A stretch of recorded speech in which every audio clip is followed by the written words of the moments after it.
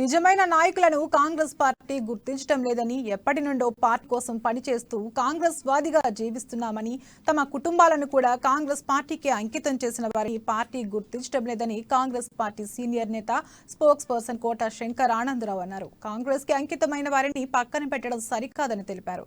Party కోసం కష్టపడే వారిని గుర్తించి నియామకాల విషయంలో తీసుకున్న నిర్ణయాన్ని మార్చుకోవాలంటున్న కాంగ్రెస్ పార్టీ సీనియర్ నాయకులు కోట శంకర్ ఆనందరావుతో మా ప్రతినిధి లిఖిత ఫేస్ టు ఫేస్.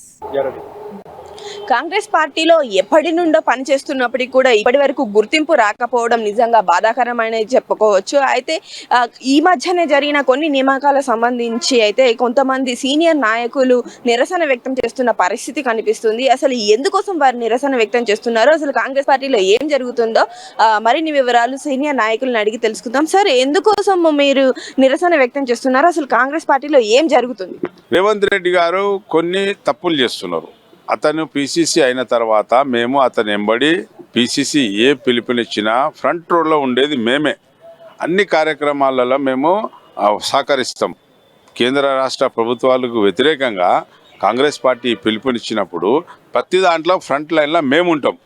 మొన్న ఇటీవల జరిగిన మునుగోడు ఎలక్షన్ కానీ, అంతకుముందు దుబ్బాక ఎలక్షను, అంతకుముందు మున్సిపాలిటీ ఎలక్షన్లు, పెబ్బేరు జాయింట్ మహబూబ్నగర్ జిల్లాకు నేను ఇన్ఛార్జిగా ఉండి, అయితే మేము అనేది ఏంటంటే, ఇప్పుడు నేను మున్నూరు కాపు సామాజిక వర్గానికి చెందిన వాడిని.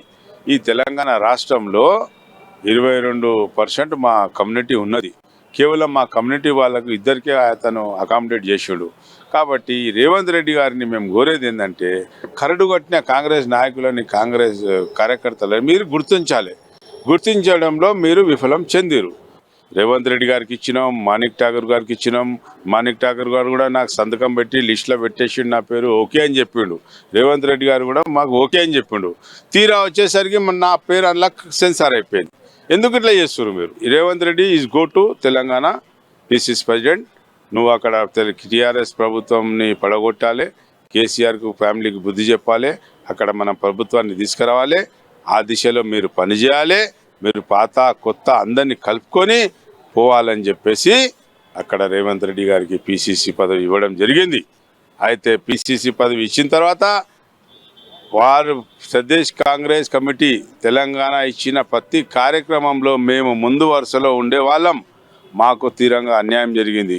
కాబట్టి ఇప్పుడు తక్షణమే మీరు అంతా 10-15 మందిని జనరల్ సెక్రటరీగా అకామిడేట్ చేస్తారని నేను ఆశిస్తున్నా. సో మనం ఇక్కడ చూసుకున్నట్లయితే ఎప్పటి నుండో కాంగ్రెస్ పార్టీలో ఉన్న సీనియర్ నాయకులు కాకుండా కొత్తగా వచ్చిన వారికి పదవులు ఇవ్వడం పైన కాస్త ఆందోళన వ్యక్తం చేస్తున్నామని ఇక్కడ సీనియర్ నాయకులు చెప్పడం అయితే జరుగుతుంది. ఇది ఇక్కడ పరిస్థితి. కెమెరా పర్సన్ సాంబశివతో లిఖిత, అమ్మా న్యూస్, హైదరాబాద్.